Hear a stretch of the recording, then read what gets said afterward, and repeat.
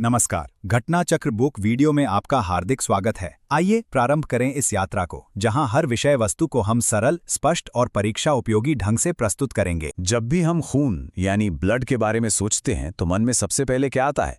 ज्यादातर लोगों के लिए इसका जवाब होगा लाल रक्त कोशिकाएं या रेड ब्लड सेल्स। पर क्या हो अगर मैं कहूं कि हमारे खून का आधे से ज्यादा हिस्सा कुछ और ही है, कुछ ऐसा जो दिखता नहीं पर जिसके बिना जिंदगी चल ही नहीं सकती। चलिए आज इसी अनदेखे हिस्से की कहानी समझते हैं। स्क्रीन पर यह नंबर देखिए, 55%। जी हां, 55%।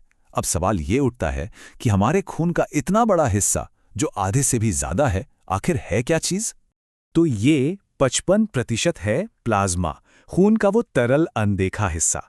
इसे कई बार लिक्विड गोल्ड या तरल सोना भी कहा जाता है, और आज हम जानेंगे कि ऐसा क्यों है। तो इसकी सीधी सी परिभाषा ये है, ये खून का वो लिक्विड मैट्रिक्स है जिसमें बाकी सब कुछ यानी red cells, white cells, platelets सब तैरते रहते हैं। मजे की बात यह है कि ये खुद नॉन लिविंग है, पर यह ही जीवन को संभव बनाता है। ये एक बहुत ही वाजिब सवाल है। अगर ये खून का इतना बड़ा हिस्सा है तो इसमें होता क्या क्या है? चलिए इसके अंदर झांक कर देखते हैं कि ये बना किस चीज से है। तो आइए इस तरल सोने की रेसिपी को समझते हैं, और यकीन मानिए इसकी बनावट काफी हैरान करने वाली है। और ये चार्ट देखिए, सारी कहानी एकदम साफ हो जाती है।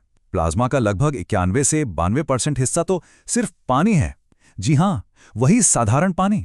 लेकिन जो असली जादू है ना, वो उस बाकी बचे छोटे से हिस्से में छिपा हुआ है। और यही वो छोटा सा 8 से 9% का हिस्सा है जो जिंदगी के लिए सबसे ज्यादा जरूरी है। ये पानी तो बस एक माध्यम है, एक मीडियम है। असली खिलाड़ी तो वो चीजें हैं जो इसमें घुली हुई हैं।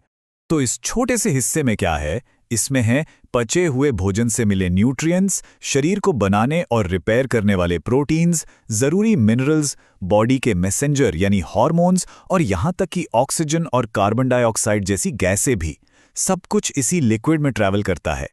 तो अब सवाल यह है कि ये पावरफुल मिक्सचर आखिर करता क्या है? इसका सबसे जरूरी काम है शरीर का अल्टीमेट ट्रांसपोर्टेशन नेटवर्क बनना। ये लाइन इसके काम को एकदम सटीक तरीके से बताती है।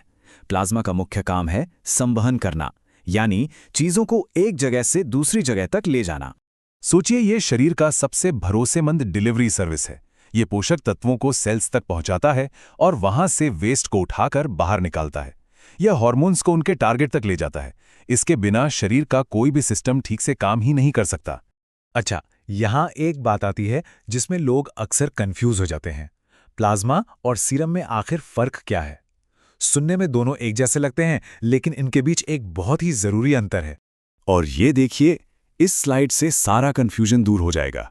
पूरा का पूरा फर्क सिर्फ एक प्रोटीन का है, जिसका नाम है फाइब्रिनोजन।